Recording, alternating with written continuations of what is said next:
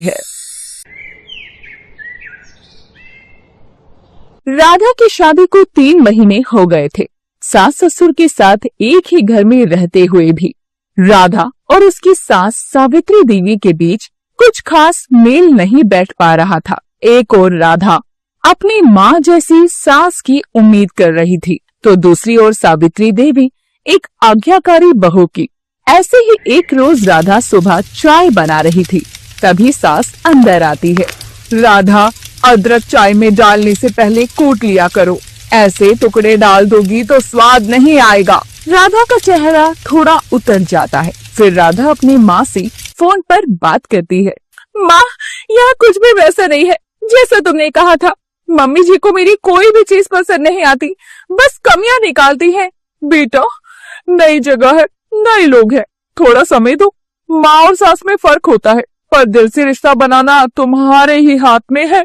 अब राधा पूरी कोशिश करती है कि वो अपनी सास को खुश कर पाए, इसलिए वो सुबह जल्दी उठती और घर के सारे काम करती, जबकि वो शादी से पहले अपने घर में आराम से उठती थी और तब तक सारे काम उसकी माँ करके रखती थी। राधा बेटी, सुबह के 10 बज गए हैं, अब तो उठ जा, भूख लगी होगी तुझे। माँ, बस 10 मिनट और सोने दो ना। उठ जा बेटी, खाना ठंडा हो गया, अब मैं फिर से गर्म करके लाती हूँ। तभी अचानक उसकी सास की आवाज आती है। कहाँ है? कब से बुला रही हूँ? राधा बहू, खाना बन गया है तो गर्मा गर्म परोस दे। जी जी माँ जी, अभी लाई। राधा खाना परोसती है। ये क्या, नमक मिर्च कितनी कम डाली है तुमने बहू, कम से कम मसाला तो ठीक से डालना चाहिए। उफ, माँ जी ना जाने कब कमियां निकालना छोड़ेंगी। ऐसे ही समय बीता और कुछ दिनों बाद राधा प्रेग्नेंट हो जाती है। इस खबर से सब घर में बड़े खुश थे। ऐसे ही कुछ महीने बीत जाते हैं। देख बेटी, अब अपना ध्यान रखा कर और घर के काम भी थोड़े कम करा कर।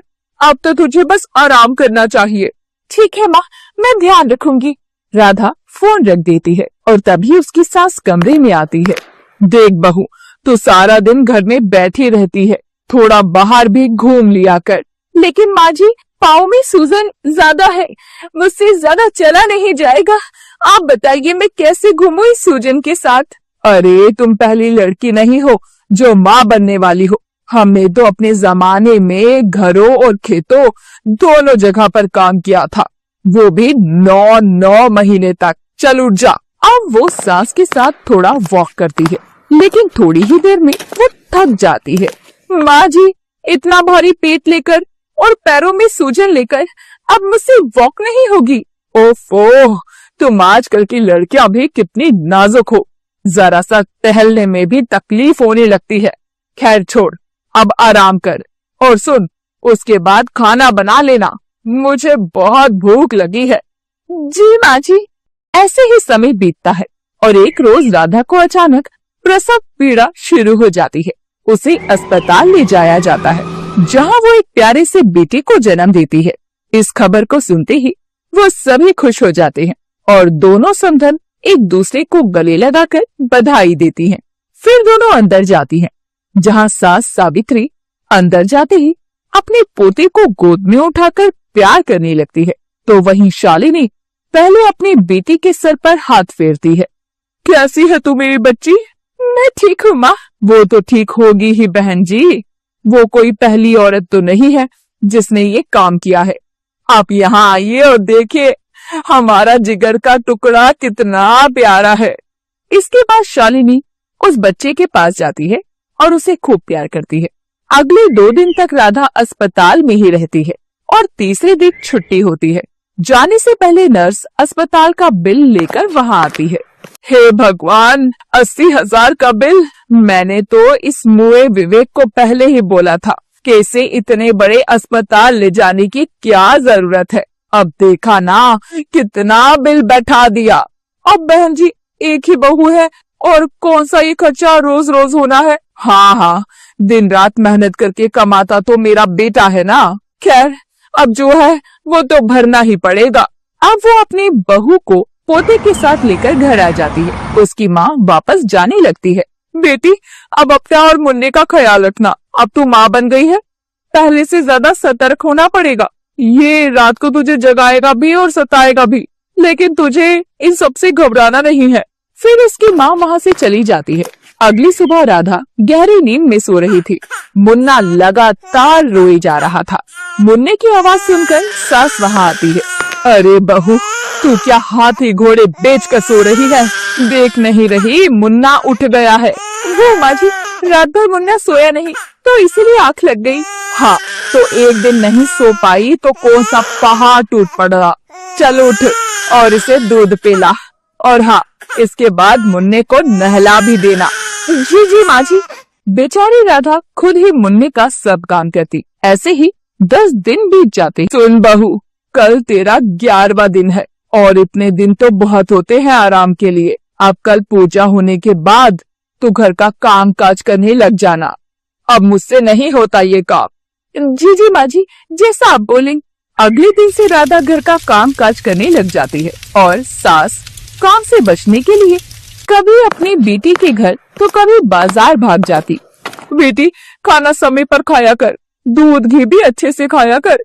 क्या करूँ माँ, जब भी खाना खाने बैठती हूँ तो मुन्ना जम जाता है और रोने लगता है। अब उसे संभालूं या घर के काम काज करूँ। अब इन सब में ना तो ठीक से सो पा रही हूँ और ना ही खा पा रही हूँ।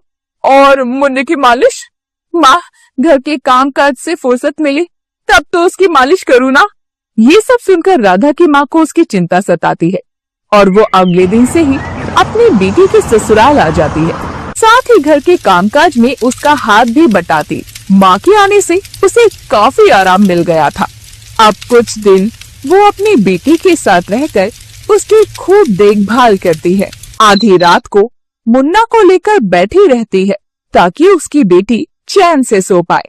ये सब देख राधा की आंखें भर आती है और वो कहती है, माँ, किसी ने सच ही कहा है, सास सास होती है, माँ माँ होती है। मैं भी तो पहली बार माँ बनी हूँ, मुझे कौन सा इन सब चीजों का बहुत ज्यादा अनुभव है, लेकिन वो मेरी बिल्कुल मदद नहीं करती। कोई बात नहीं बेटी, तू ये सब भूल जा और उन्हें अपनी माँ ही समझना। अच्छा, अब मैं चलती हूँ, तेरे मायके में भी मेरी जरूरत है। अब शालिनी वापस घर चली जाती है। फिर एक दिन सावित्री देवी की तबीयत अचानक खराब हो जाती है। राधा घबरा जाती है और तुरंत डॉक्टर को बुलाती है। वो दवाई देकर चला जाता है। मम्मी जी, आप ठीक तो है ना? मैंने दवाई दे दी है, थोड़ी देर में आराम मिलेगा। तू तो कहती थी ना कि मैं तुम्हारी माँ जैसी नहीं हूँ, फिर इतना ख्याल क्यों रख रही है? माँ जैसी नहीं है, पर सास भी तो माँ का ही रूप होती है ना। दोनों की आंखों में आंसू आ जाती हैं। पहली बार दिल से दिल जोड़ता है। फिर शालिनी कुछ दिनों के लिए बेटी से मिलने आती है।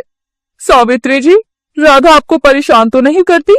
नहीं नहीं, अब तो मेरी राधा मेरी सबसे बड़ी सहेली बन गई है।